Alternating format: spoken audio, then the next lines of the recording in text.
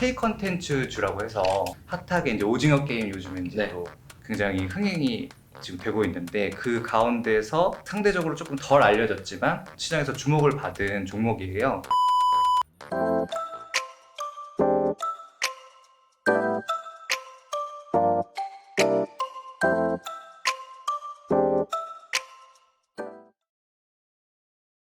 안녕하십니까, 주토피아 시청자 여러분. 이데일리 고준혁 기자라고 합니다. 오늘은 특별한 분을 모시고 촬영을 진행하겠는데요. 밸류 파인더 리서치 이충원 대표님 모셨습니다. 최근에 좀 활동을 이렇게 많이 하려고 하고 있는데요. 독립 리서치 회사를 이제 운영을 하고 있고요. 지금 계속해서 탐방 다니면서 시장에 좀 알려져 있지 않은 종목들 위주로 좀 소개를 해드리고 있습니다.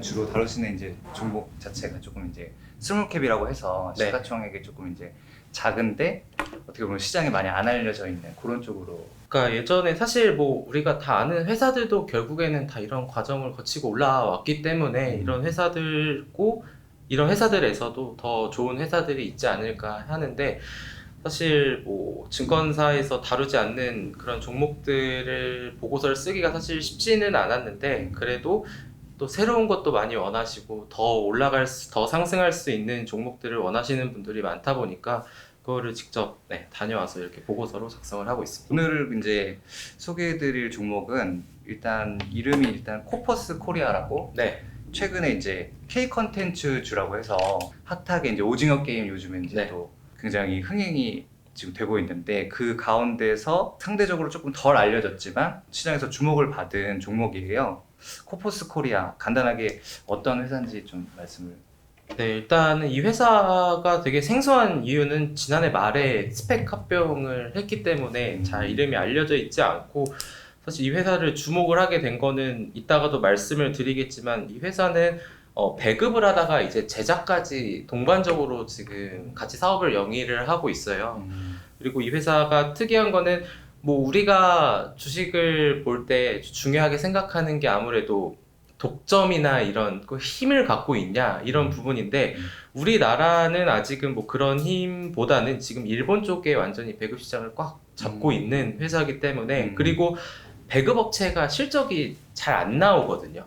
근데 이 회사는 올해만 거의 영업이익이 한 100억 원 넘게 좀 나올 수 있는 그렇게 실적까지 좀 뒷받침되는 회사가 아닐까 해서 좀 말씀을 드리도록 하겠습니다. 그러니까 간단하게 얘기해서 배급이라는 게 어떤 이제 드라마나 영화 같은 그 컨텐츠들을 이제 판권을 확보를 해서 그거로 이제 일본의 그 방송국이나 뭐 이런 곳에 이제 판매를 하는 어떤 중간 유통 업체라고 생각을 하면 되겠죠. 뭐 최근에 오징어 게임 때문에 이런 OTT 업체들이 주목을 많이 받는데, 그 전에 봐야 되는 게 일본에서 최근에 한류 드라마가 굉장히 지금 인기를 끌고 있어요.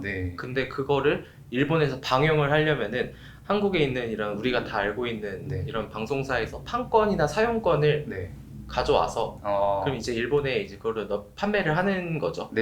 그래서 이걸 약간 배급업으로 좀 볼 수가 있겠는데, 저도 처음에 이 회사를 보고 공부하기 전에 그럼 방송사가 직접 일본에 하면 되는 거 아니야? 왜 껴야 돼? 라고 생각을 했었는데, 일본의 이런 OTT나 이런 방송 시장이 굉장히 좀 특이한 점이 많아요. 그 저작권이 되게 예민한 게 많아요.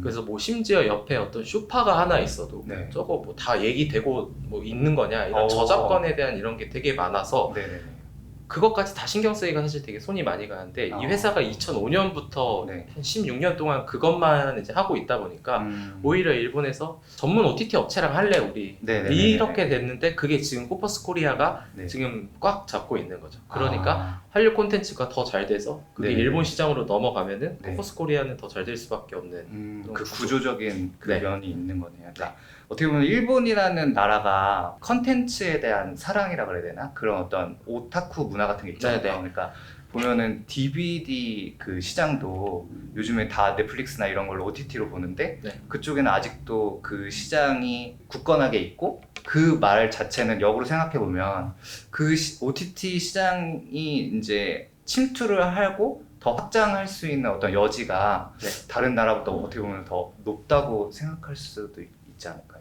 일본이 또 하나 특이한 게 말씀해 주신 것처럼 소장을 되게 중요하게 생각을 해요. 갖고 있어야 돼요. 어떤 네. 드라마가 있으면 네. 나는 그걸 갖고 있어야 되는 뭐 그런- DVD든 네. 뭐든 그 물질을 가지고 네. 있어야 된다는. 그래서 2019년도 기준으로 봤을 때 네. 일본에서 TV가 한 30% 크게 차지를 하고 있는데 방영 시장에서 음. 그 외에 그럼 70%가 있잖아요. 네네네.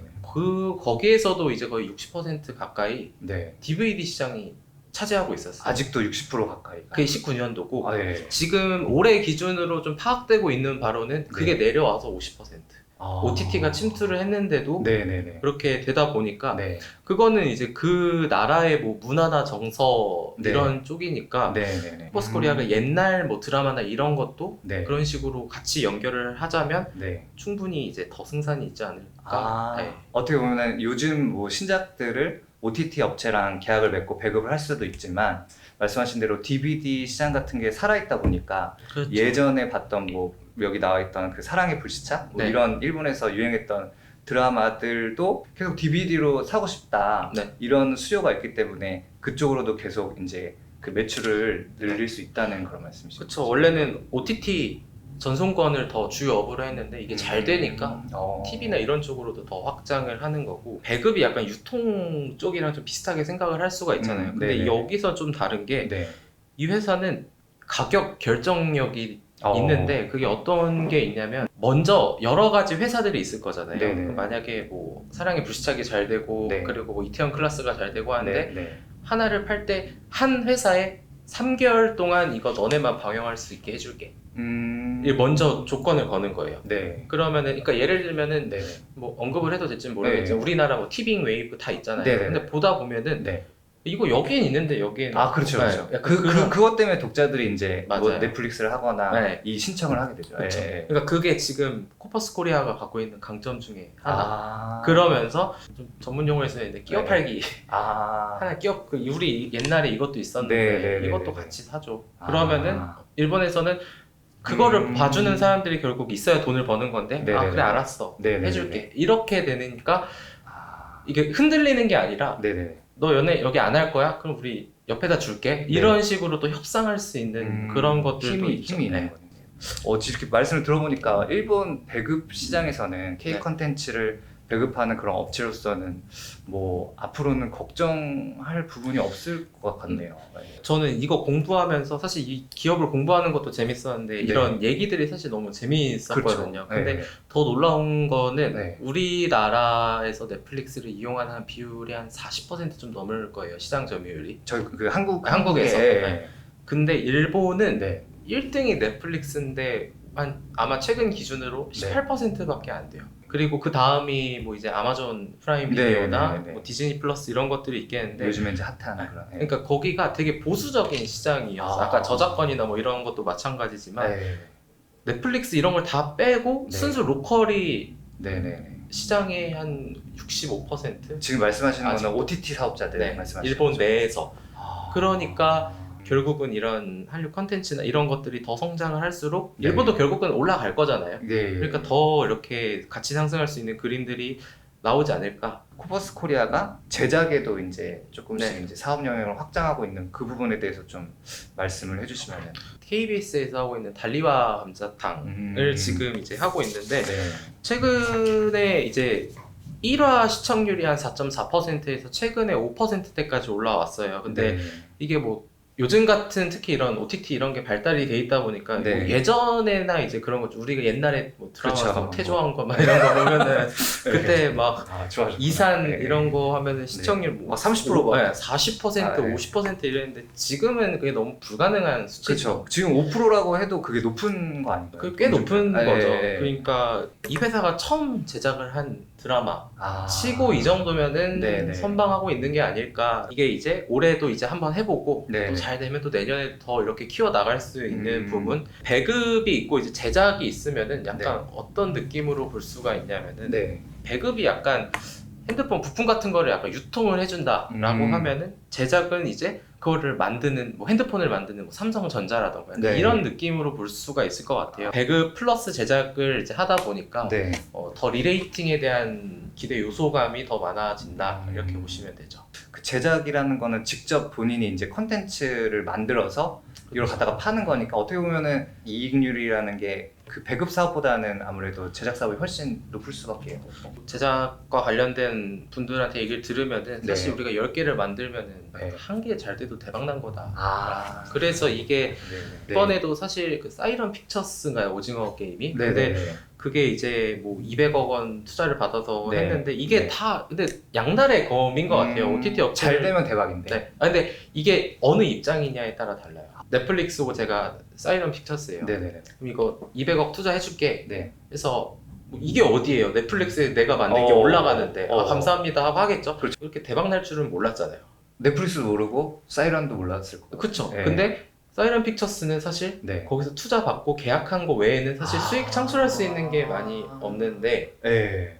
근데 이게 참 애매한 게 네네. 사실 이걸 통해서 이 회사는 많이 알려졌잖아요. 근데 네. 아쉬운 거죠. 아, 그렇죠. 이게 그때 계약을 네. 그렇게 하면 안 됐었는데. 근데 그게 이제 네. 또 제작업체 얘기를 들어보면 네. 예전에는 이렇게 챙겨주지도 않았다고 해요. 아, 그러니까 200억이라는 넷플릭- 계약금을. 그러니까 뭐 투자를 해준 거죠, 만들려고. 네네네. 예전에는 제작업체의 이런 여건이 너무 안 좋았다고 해서 그거 못 받는 것, 그 정도 투자한 것도 못 받는 경우도 많았었는데 네. 어쨌든 넷플릭스가 등장을 하면서 네네. 그런 거는 잘 챙겨주는 거는 어쨌든 네. 제작업체는 좋은 건데 네. 근데 이렇게 잘 되면은 한편으로는 아쉬운, 왜냐면 IP 지적재산권도 넷플릭스가 다 가져가거든요. 그러면 어떻게 보면 코퍼스 코리아가 달리와 감자탕이 이제 처음 이제 제작을 하는 거고 지금 상황에서 이제 그 신생이니까 네. 아무래도 그 고객사들인 투자자들한테 인정이나 이런 것들을 못 받는 단계지만 뭐 예컨대 뭐 오징어 게임 같은 걸 하나 터뜨리거나 그렇죠. 이렇게 되면은 제작사로서 완전히 이제 인정을 그 받는. 인정을 받게 되는 네. 거죠. 그렇게 되면 이거는 되는 지금 완전 거죠. 시험대인 거죠. 달리와 감자탕은. 네. 근데 뭐 KBS고 나쁘지 않으니까. 네. 앞으로도 제작을 하는 어떤 그 스케줄이나 이런 게 구체적으로 잡혀 있지는 않죠, 아직까지는. 근데 그런 거는 너무 내부적인 거라 저도 뭐 네네. 듣지는 못했지만 내년쯤에도 뭐 하나 드라마 할 수도 있다라고만 네네. 들은 것 같아요. 어쨌든 계속 이쪽을 이제 확장하려고 하는 네네. 노력을 하는 중이고 네. 이제 뭐 목표 주가하고 CB 얘기가 있어요. CB 300억 원을 발행한 부분들 그거 합해서 좀 설명해 주시면은. 담당자분하고 만나서도 이런 회사 설명을 들을 때 네. 여기 전까지는 네. 아 너무 좋다. 네. 근데 이제 12 얘기를 들을 때 약간 아, 조금 이제 긴가민가. 했던 게 네네. 제가 이 보고서를 냈을 때 기준으로 시가총액이 한 1,200억이었거든요. 네. 근데 12랑 교환사채를 포함하면은 네. 거의 시가총액의 한 30%가 오버행 이슈가 있는 거예요. 보통 10% 정도까지는 어느 정도 좀 예, 용인은 예, 되거든요. 예. 시가총액이 낮으니까 돈이 없을 수 있고 그러면은 이런 시비 같은 걸 땡겨가지고 네. 뭘 해야 된다라는 네. 건데 사실 30%는 많지 않냐라는 네, 네, 네. 거였는데 결론은 제한적이다라는 건데 우리가 음. 시비라는 게 좀 어떤 게 있냐면 네. 돈이 없어요. 근데 다른 데에서 투자를 받은 거예요. 네, 그러니까 네. 100억이 필요해. 네. 그러면 이거 100만 원에 뭐 네. 예를 들면 뭐 만주 네, 이렇게 하면 네. 100억이 되잖아요. 네네네. 그러면은 이거를 내가 받는 거예요. 나중에 이 사람한테 준 거는 그 네. 사람들이 주식으로 전환을 해도 되고 안 해도 돼요. 네네네. 전환사채다 예, 보니까. 그 전환사채의 개념을 말씀해 주신 거죠. 예. 그렇죠. 근데 그게 이제 지금 나오고 있는 게 11월부터는 그 리픽싱에 대한 거가 좀 제도가 바뀐다고 알고는 있는데 아직 확정적이지는 않아서 네. 12가 리픽싱이라는 것도 좀 같이 살펴봐야 되는데 네. 만 원, 아까 뭐 100만 원이라고 했는데 그냥 만 원이라고 하면은 네. 이게 보통은 70%까지 낮출 수가 있어요. 주가가 그럼 계속 7,000원으로. 네. 예. 이 사람 그러면은 아까 뭐 100만 원에 만주라고 했으면은 그 네. 수량은 그대로 있는 건데 네네. 가격이 낮춰지니까 근데 이 사람은 네. 투자자는 네. 만약에 그게 내려와서 7,000원이 되는데 주가가 네. 그 다음부터 날아가요. 그러면 그럼 이득이 땡크죠. 엄청 좋은 거죠. 예.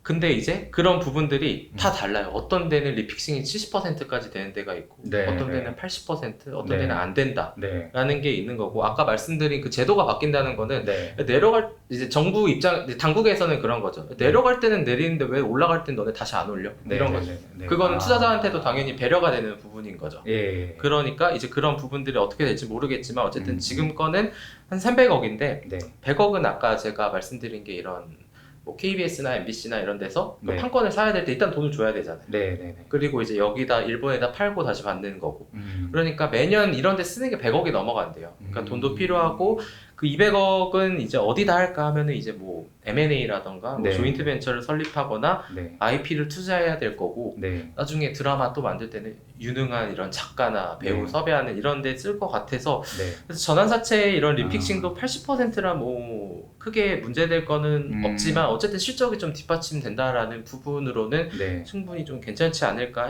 했고요. 그래서 이제 이거를 보고서를 발간했을 때가 한 3,345원 정도였는데 네. 거기서부터 한 4,730원 정도까지는 개인적으로는 이제 평소 증권사에서 나오는 EPS의 PER을 곱한 게 아니라 네. 사업부를 좀 분할을 했어요. 이제 아까 말씀해 주셨던 배급이랑 네. 제작이랑 이렇게. 배급 부분에 대한 이런 회사 영업의 가치 그리고 이제 제작에 대한 가치를 좀 합쳐가지고 그걸 나눈 건데 보통 뭐 말씀을 해주시겠지만 네. 이게 배급 업체라고 하면은 네. 우리가 잘 알고 있는 유나 덱스터나 이런 데를 보면은 사실 적자 회사도 많아요. 오. 그리고 PER이 100배가 넘거나. 근데 어쨌든 이 회사는 네. 배급에서도 수익 지금 실적이 잘 나오고 있으니까 예. 그런 부분들은 좀 괜찮은 부분인 것 같고. 네네네. 그리고 뭐 제작업체 같은 경우에는 사실 아까 뭐 핸드폰을 예를 들어서 말씀을 드렸죠. 핸드폰 부품을 유통하는 데가 있고 이제 네네. 만들어서 파는 게 있는데 사실은 배급 업체라는 게 이런 또 제작 업체가 잘 돼야 또 배급이 잘 되는 거고 네. 사실 우리가 보통 배급이 최근에야 OTT 얘기가 나오지만 예전에는 네. 네. 뭐 CGV에서 어떤 뭐 영화가 뭐 나온다 하면 거기에 뭐 쇼박스나 이런 네. 거 많았죠. 그런 네. 게 영향이 많았는데 또 네. 시대가 코로나 때 바뀌었으니까 네. 네.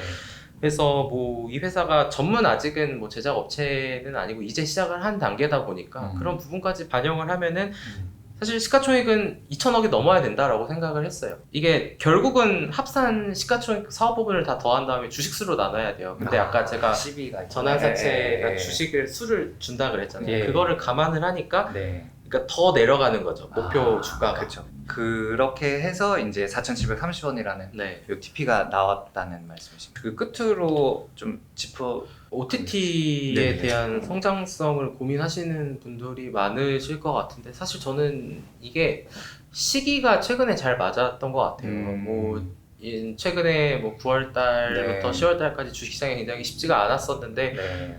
그러니까 시장 자체가 모멘텀이 있으면 다 올라가는 시장이었어요. 그러다 보니까 오징어 게임, OTT, 네. 한류 컨텐츠 이게 이렇게 연결이 되니까 막 올라갔던 거였는데 10% 이상씩 막 다 네. 올랐는데. 근데 이제 약간 저는 이거를 약간 전환점의 계기가 되지 않았을까라고 생각을 해요. 더 앞으로도 네네. 더 성장해 나갈 수 있는 이제 투자자들이 이런 분야가 있구나. 네. K 컨텐츠가 요 이제 내가 눈에 역을 본다 이제부터 네. 뭔가 요런 느낌. 그쵸. 그렇죠. 그러면서 이제 네. 이 회사는 뭐 이제 일본 시장도 봐야 되고 한국도 둘 다 봐야겠지만 어쨌든 네. 그런 부분들이 잘 될 것 같고 뭐 어떤 종목을 딱 찍어서 말씀드리기보다는 왜냐하면은 또 좀 있으면 뭐 대어미디어에서 뭐 또 나오고 막 여러 가지 또 다 나올 거잖아요. 드라마 네. 이런 것들이. 네. 그러니까 이제 그거에 맞는 약간 모멘텀에 맞는 투자를 하시는 이런 부분들을 이제 투자자 본인의 어떤 판단이 되겠지만 네네네. 이 OTT 시장으로만 보면은 음. 앞으로 더 성장할 수 있는 여력이 있지 않을까라고 그쵸. 해서 뭐 포트폴리오에 일부러 좀 넣어 놓으면 좀 좋지 않을까라고 좀 네네. 보고 있습니다. 오늘은 이제 뭐 여기까지 네. 하고요. 그 코퍼스 코리아에 대한 그 얘기는 만약에 더 궁금하신 거나 그런 게 있으시면은 저희 그 주토피아 댓글에다 남겨주시면은 그 답변을 해드릴 수 있도록 하고요. 그리고 다음에는 또 이제 대표님과 같이 더 좀 또 핫한 그 좀 작지만 강한 네. 그런 또 기업 가지고 또 찾아뵙는 걸로 하겠습니다. 그 시청해주셔서 감사합니다.